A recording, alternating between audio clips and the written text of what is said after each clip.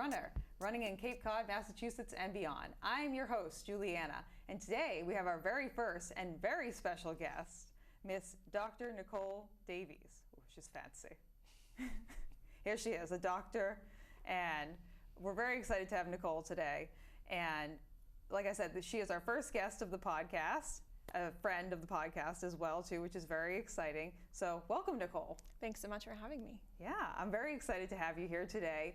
Why don't you go ahead and tell our viewers and our listeners who you are and what your background is and why you get to call yourself a doctor.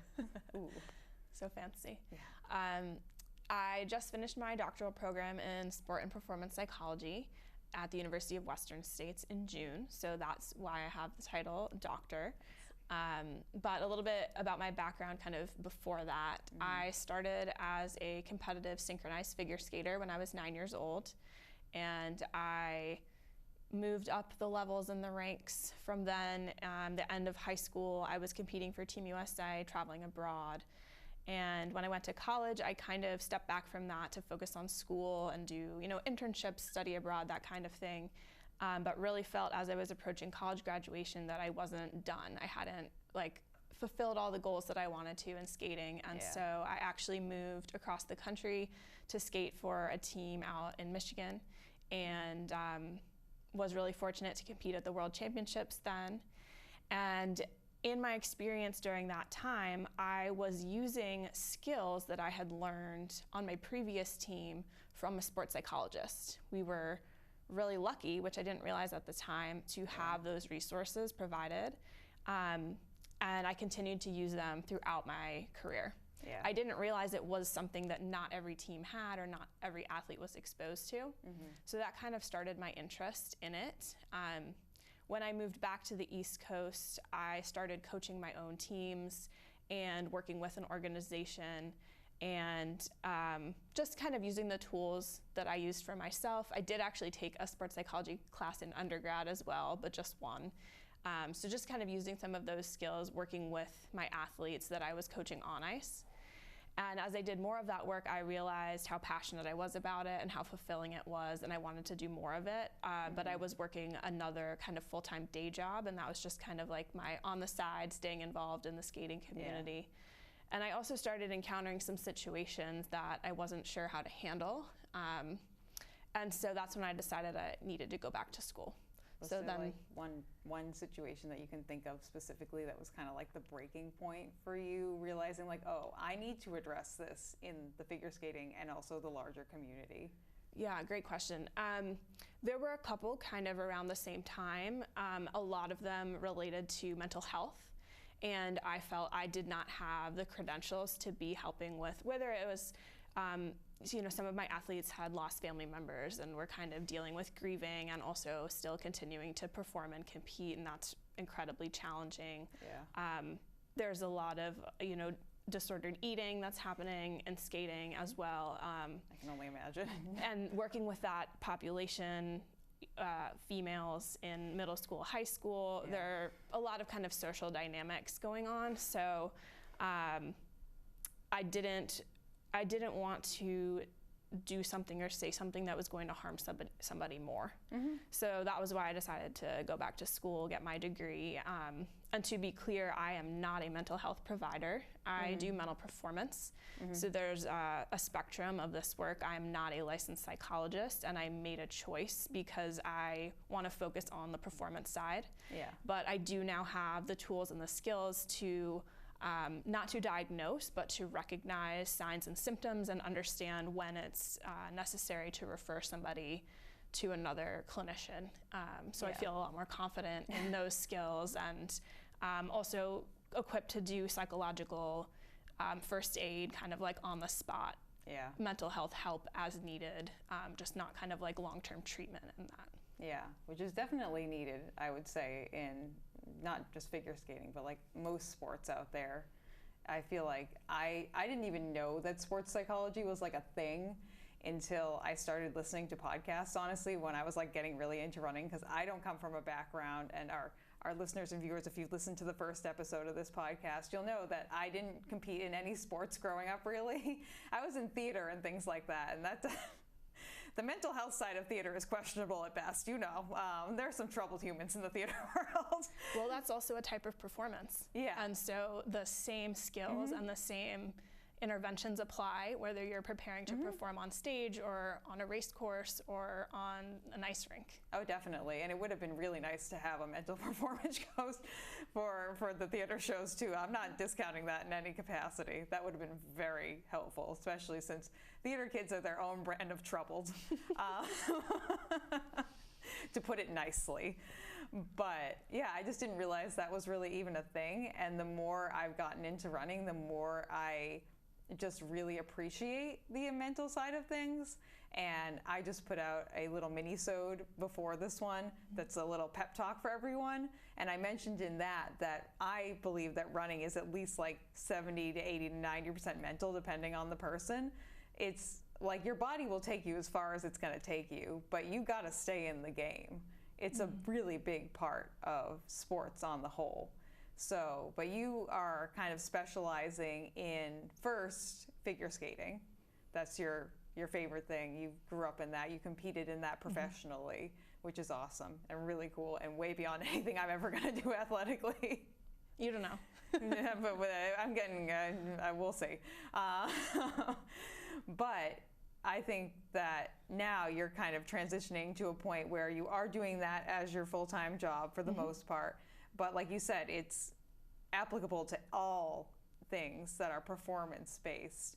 And right now you are helping us with the Cape Cod Marathon, which is fantastic. Yep. And you're being our psychology's like psyching team. Do you want to speak a little bit more about maybe how you've transitioned from just doing figure skating to now working with runners and other sports, and how that's different potentially, and like maybe some pros and cons of that? Yeah, absolutely. So you mentioned I'll be heading the psyching team for the Cape Cod Marathon, and I have a great group of volunteers that will be helping. So we'll be out on the course at the finish line at the expo, providing tips as needed, like I mentioned, psychological first aid if needed, and really there to support runners. How did I transition into this work? Throughout my school process, and even now I am actually studying for my CMPC exam, which is Certified Mental Performance Consultant through the Association for Applied Sports Psychology. Kind of a mouthful. But to fulfill all the requirements for that certification, there's a lot of coursework, which my school program fulfilled. And then you have to do 400 mentored hours of work. And actually, even before that, if I back up farther, this is kind of a fun story. So there's an activity that I like to do with my athletes. And it's kind of getting them to think about how they're motivated and how easy it is for them to meet internal versus external expectations. And I do this activity with some of the teams that I work with. And sometimes it's just a really big hit, and they're talking about it in the car ride home, in their carpool, where their parents are listening and overhearing. So one year I had a parent contact me after this practice to say, wow, this activity, you know, my daughter wouldn't stop talking about it, and I think it'd be great to do with my team at work. And so he brought me on to work with a corporate team. And so with that company, I did a couple of sessions doing this kind of work with them. Nice. So that was even before I went back to school and then started my CMPC process. But this past spring, I also did an internship with the Arizona Diamondbacks, professional baseball team out in Arizona for spring training. So I had some experience working with professional baseball players, a totally different demographic population than what I was used to with skaters. And that really reinforced for me that the work is the work, no matter who you're working with. I think I had a lot of maybe fears or anxieties going into that situation of like, can I work with this population? I don't have this experience. I don't know a lot about baseball. And of course there are reasons where knowing the sport really well is helpful, and not knowing it as well, there are places where there are some gaps, and it was a learning experience in that sense for sure. but the mental skills are really the same, and they do apply across all of the sports. Maybe the way that it's applied or when you actually need it is a little bit different. But just as I could probably ramble on this for hours, but if we just take one example, like thinking about your activation level, like your arousal level, when you maybe think about when you're starting a marathon, and how that compares to even when you're mid-marathon or the end of the marathon or in a training cycle. Those points in time are really different. The same thing is true if you play baseball. Maybe you're a pitcher, but maybe you're a starting pitcher, or maybe you're a reliever. So the amount of like activation that you want to have, whether that's your physical body, like your heart rate and that kind of thing, or what kind of thoughts you want going through your head, is going to be different depending on the situation. But the actual skill of recognizing your own activation levels, modifying them as needed, like that skill applies to all of these situations. It's just how do you want to increase your activation? Do you want to decrease? Do you want to keep it the same or neutral? But that applies across all sports. Yeah, that's so interesting too, because when you're breaking that down in like saying it out loud, I'm breaking it down in my head too, thinking like, oh yeah, you're right, because like you start at the beginning of the marathon and there's a crowd there and they're screaming, and then like with a smaller marathon like versus like a bigger marathon like Cape Cod, like 2 or 3 miles in, the crowds have dwindled to like quite a bit, and you're not getting that external input, and you got to start kicking in that like internal motivation. And kind of one of the things I like to do when I'm running marathons is I chunk them mentally. And so like I know one of the things that I almost always do, it depends on the race too, is like at 13.1 miles at the halfway point, and we're like, okay, mentally I start myself over. Like I get to the halfway point, I'm like, nope, we wipe the slate clean, this is the end, and then we start this track over again. So, but I can see how that would apply to, say, someone who is doing a figure skating competition just in a different format. Like, okay, where's your halfway mental start over point? Where is your, like, the crowd's not screaming for me as much start, like, point where you have to think a little bit more, like, less external, a little bit more internal. So I can see where that would be, like, a really interesting thing to kind of observe for you in different scenarios. And also where it makes it a universal thing that you as a practitioner can take and be like, hey, I might not know baseball that well, but I know brains. And I can help you kind of like get your brain through this situation, which I think is a completely underrated side of like performance in the whole. And I like how we're calling it like performance too, and not just like doing a sport or whatever, because I think it's more obviously a performance in like, say, like figure skating, where it's like, yeah, I'm putting on a show for everybody, look at my performance.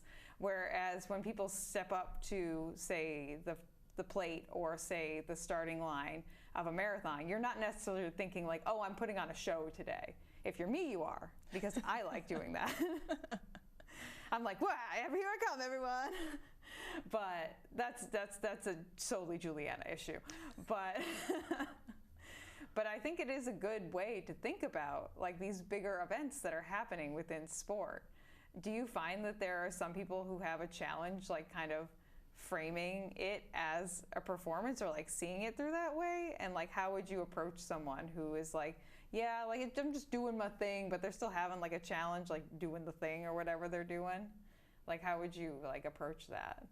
Yeah, I mean, I think language is really interesting, and if somebody doesn't see it as a performance, I would want to kind of understand like how they do see it, and depending what challenge they're facing, probably again like the skills that they're going to need to learn are probably the same. Yeah. And I really like the example that you gave about if you're at a race where there's a really big crowd at the start and there's a lot of energy and adrenaline, and you're kind of like really highly activated at the beginning, and then you get a couple miles in and it's less so. But it's also a marathon, right? And you can't probably, unless you're like an Olympic marathoner, maintain like your top, right? Your top activation arousal for the entire race. So knowing, and that's something you'll do through training, is like practicing this. I think blocking is a great strategy. Knowing the course where you're going to be running, and knowing things like you just said about where are there going to be crowds, where is the energy going to pick up based on external factors, and when are you going to need it more internal. And then that would be the kind of skill I work through with a client is how do you elevate your internal? Is it cue words? Is it self-talk? Is it being present in the moment? Is it music? There are so many different types of strategies, and finding kind of like the individualized plan that works for a particular athlete is important. Yeah, so it's like super individualized, which as someone who has a background in nutrition and dietetics, I'd say one of like the big things you'll find with dietitians is anytime you ask them about anything nutrition-based, they'll usually say, it depends, because it does. Yep. And I definitely appreciate other healthcare professionals who are out here not giving huge, like, we can give somewhat blanket statements to people, be like, yeah, it's like if you're running, say the Cape Cod Marathon specifically, you will have some crowds here, like maybe planning some strategies that are more internally based when you get further. What I'm going to do is going to be different from what you're going to do, and the next person's going to do, and the next person's going to do, because we're all individual human beings. Yep. We all have our own brain chemistry and brain makeup that we're dealing with, and I really appreciate the individualized approach that you take with what you're doing, because it should be. It should be an individualized thing. There's actually a theory called IZOF, which stands for Individualized Zone of Optimal Functioning. Oh, okay. And this is something that I really love because not only is it individualized to the person, but it's looking at a spectrum of feelings, both positive and negative, or maybe pleasant and unpleasant, helpful and unhelpful. So for somebody, maybe anger or like feeling angry helps them perform better in their sport. And maybe that's true for runners. I think of maybe like more aggressive sports like football or even like soccer, that might be helpful for them to achieve their optimal performance versus something like skating or ballet or even ping pong. I don't know, just thinking of examples where like a maybe flow state sport more or less. Maybe the anger isn't going to be helpful. Maybe it needs to be more of like a relaxed type situation. But every sport is different, and every person is different for how, like, do you want tense muscles? Do you want loose muscles? And even if you ask a runner running the same race, they might have a different response. It's going to be different. So the individualized zone of optimal functioning really helps look at what are both the pleasant and unpleasant emotions, and how much of that emotion do you want to have in order to perform your best. So this helps athletes kind of map that out for themselves and think about times when you experienced that and your performance went really well, and how can you maybe try to emulate that again. One important thing to note is you're not always going to be able to achieve that optimal zone. And so it is important to think through strategies for how you can continue to perform your best even if you aren't in that zone. But knowing the zone first, trying to get to that place when you can, and then having strategies for when you can't. Yeah, I can definitely identify with that. It's like sometimes your brain just doesn't want to do it, and you're like, okay, I guess today is a day where it's just not going to work. Or we've all just had like that one performance or race or something where you feel okay, and then all of a sudden your brain is like, meh, not today, my friends. And we're like, okay, cool. Glad that I did all that training for this. But you know what? You just got to accept it. I always try and practice acceptance too, you know. Sometimes I go out for runs and the only rules are that we breathe and we keep our feet moving, and we can have whatever thoughts we want in our head and we just do our thing, you know. Absolutely. So you got to have that space. But I think it'd be good for maybe our listeners and viewers to maybe hear the process of like how you would work with someone. Maybe we can be a little bit more specific to like a runner right now, because we are on a running podcast, you know. And say that I show up to you and I'm like, hey, Nicole, guess what? I'm running the Cape Cod Marathon. You never would have guessed that. Never in a million years would anyone would have guessed that. So, and I'm just kind of looking to improve my mental game here. What would be a good starting point for someone who is just maybe as we'll say it's their first marathon. We'll say I'm signed up for this Cape Cod Marathon. It's my first marathon. What are some good like places for me to start? And obviously, if you are listening to this or watching this, please hit up Nicole if you would like some more personalized recommendations. These are just generalizations that she's going to be making. This is not a cover-all, everything fits everyone's situation, but we're just getting some general recommendations here. Yeah, so awesome. Thank you for that disclaimer. Yeah. Yes. So typically I start with an intake and figure out what the person is hoping to achieve. Okay. First, in just kind of a general broad sense of, in our work together, what does success look like? What are you hoping that I can help with? You generally just said, I think, imagine it's a first-time marathoner and wanting help with the mental game. I would try and dig in a little bit more of what that means. What kind of challenges have they been facing, or are they maybe haven't faced the challenges yet, but they think that they're coming and they want to be prepared. Hello, friends. Editing Julianna here, reporting to you from outside time and space. Woo! Unfortunately, the end of our episode with Nicole got cut off, and unsure why, but regardless, I wanted to make sure that you all got her contact information and were able to thank her for being on the show. So thank you so much, Nicole, for being on the show. If you'd like to get in contact with Nicole, you can find her on her website at NicoleJBDavis.com, and you can find her on Instagram at Dr. Nicole Davies, and on Twitter at Dr. Nicole Davies. And you can send her an email at NicoleJBDavis@gmail.com. So thank you so much to Nicole for being on the show today, and hopefully you guys all liked it. And back to the end of the episode. Thank you for listening to this episode of Runnah. This podcast is edited, hosted, and produced by me, Julianna Coughlin. Brought to you in part by the Falmouth Running Club and the Falmouth Community TV station. If you'd like to connect with us, you can find us on Instagram and on TikTok at RunnahPod, and you can send us an email at runnahpod@gmail.com. And our original theme music was brought to you by the one and the only wonderful Jeffrey Hutton. And keep up the great work. I'm proud of you.